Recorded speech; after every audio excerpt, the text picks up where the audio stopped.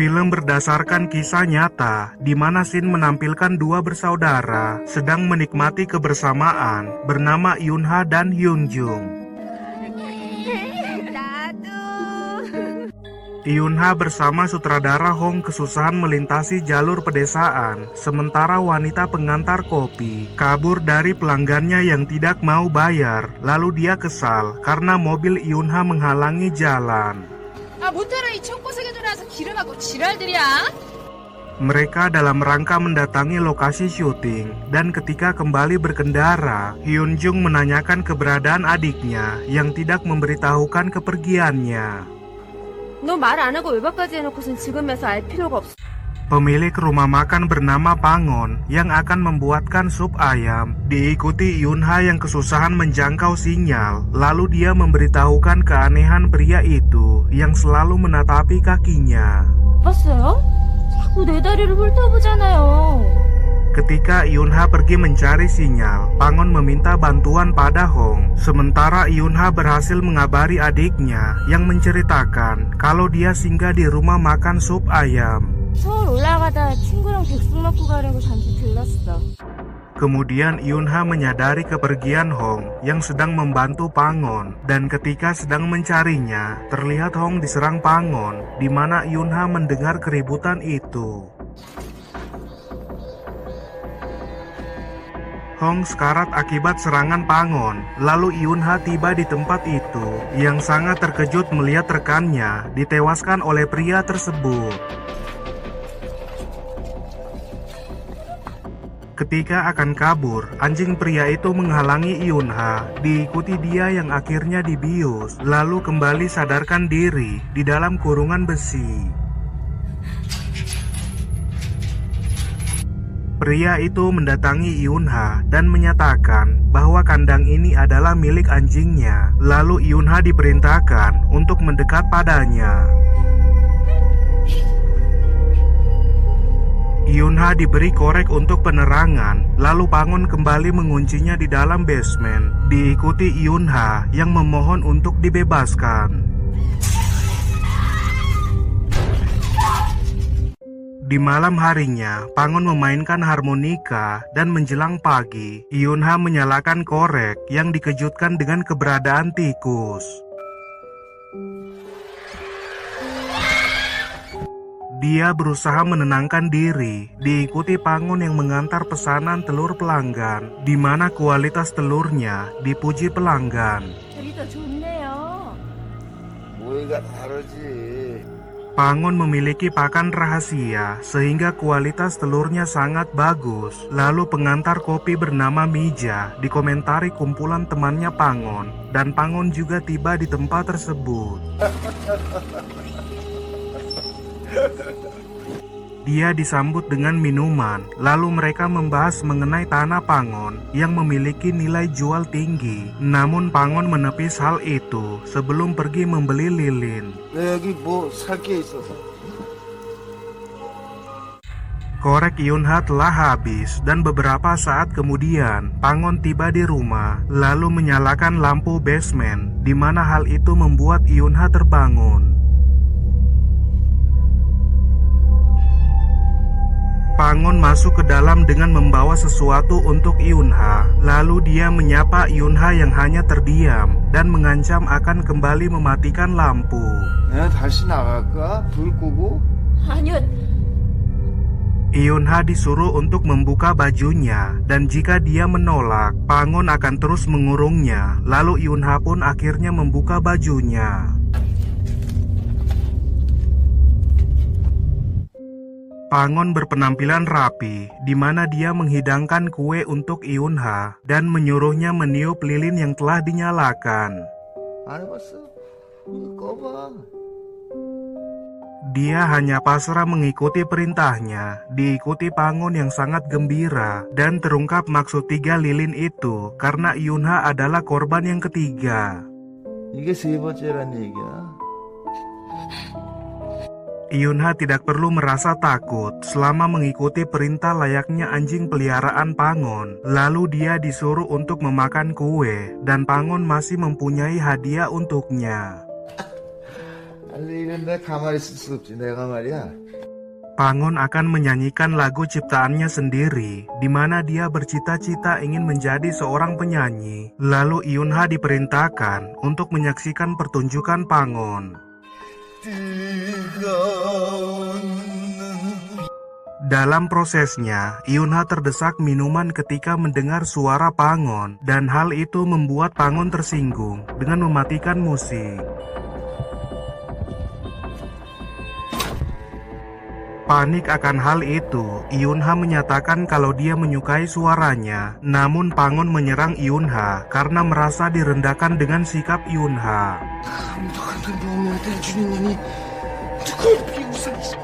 Yunha diperintahkan untuk berlutut seperti anjing, dan beberapa saat kemudian, Pangon kembali ke rumah setelah menggeprek Yunha, di mana dia tinggal bersama ibunya yang telah lama sakit. Keesokan harinya, Yunjung berkendara memasuki desa itu dan tiba di kantor polisi, sementara Yunha terbangun dalam keadaan lemas. Dia tidak enak badan setelah digeprek semalam, dan di kantor polisi, Hyunjung melaporkan adiknya hilang di wilayah itu, namun inspektur tidak akan membantu sebelum adanya bukti. 예, 못합니다.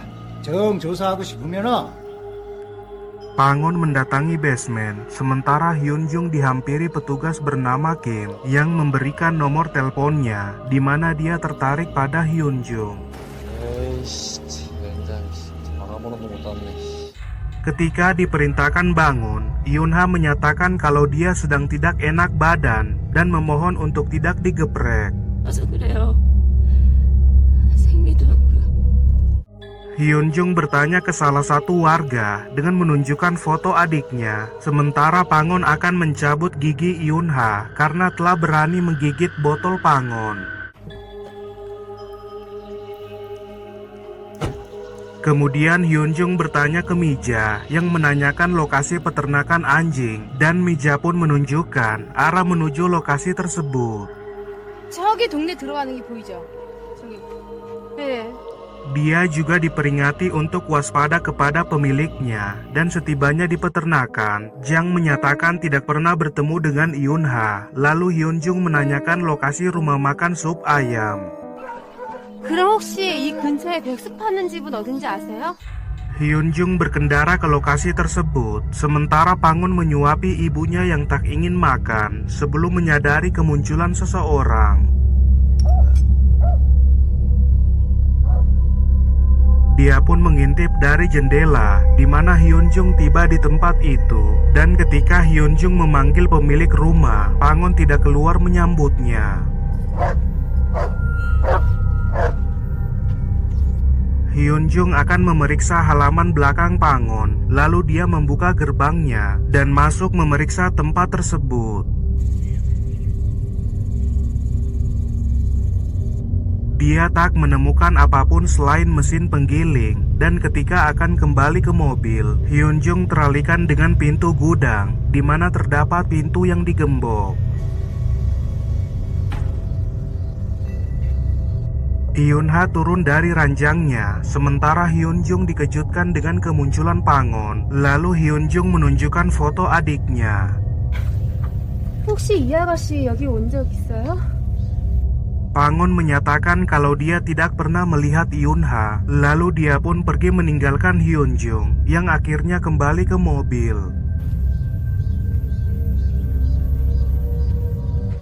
Dalam perjalanan kembali, dia melihat Mija dan menghentikannya, dan ketika Hyunjung menunjukkan foto adiknya, Mija ingat pernah bertemu dengan Yunha. 아가씨 남자랑 같이 오지 않았어요? 네. Mija sangat yakin kalau mobil Yunha singgah di rumah makan sup ayam. Lalu Hyunjung pun melaporkannya, namun inspektur malah memuji perilaku Pangon.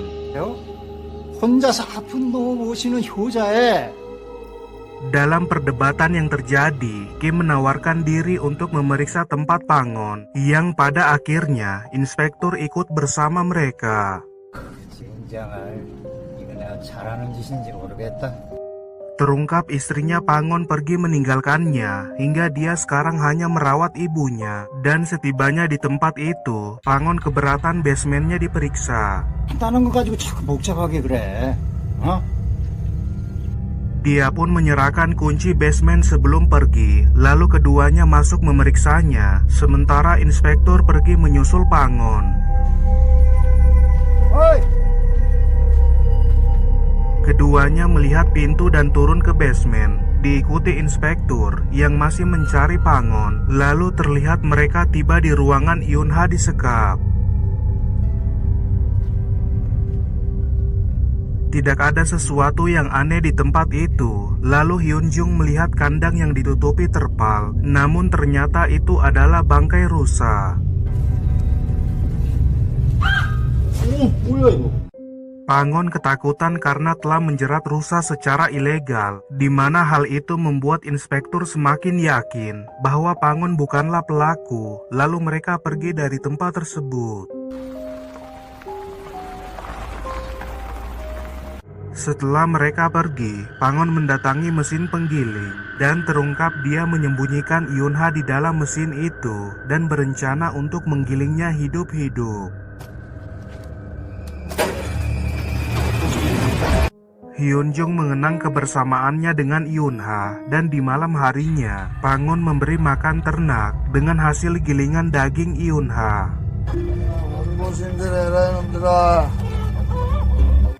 Keesokan harinya, Hyunjung bersiap kembali ke kota, dan ketika keluar dari hotel, dia tak sengaja menabrak pengendara motor.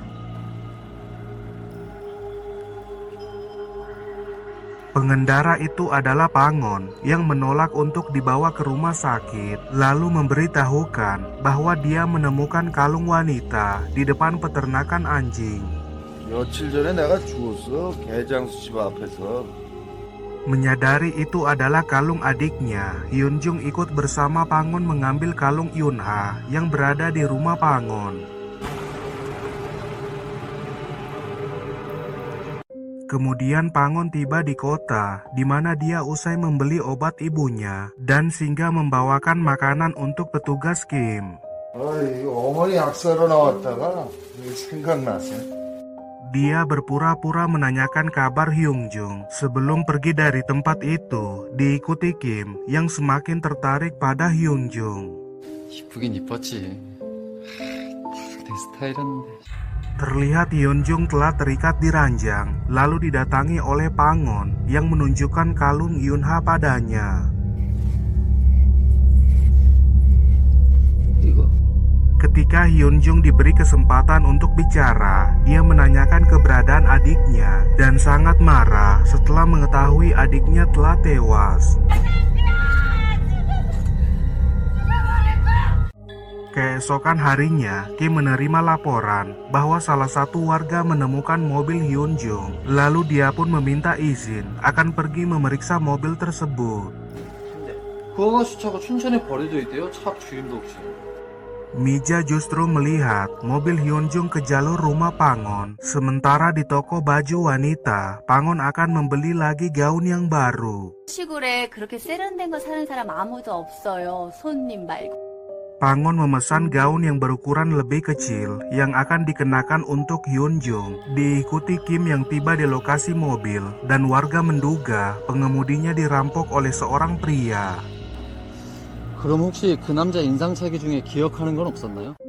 Terlihat mobil tiba di rumah Pangon, di mana pasangan itu adalah pelanggan di rumah makan itu. Namun Pangon memberitahukan bahwa rumah makan ibunya sudah lama tutup.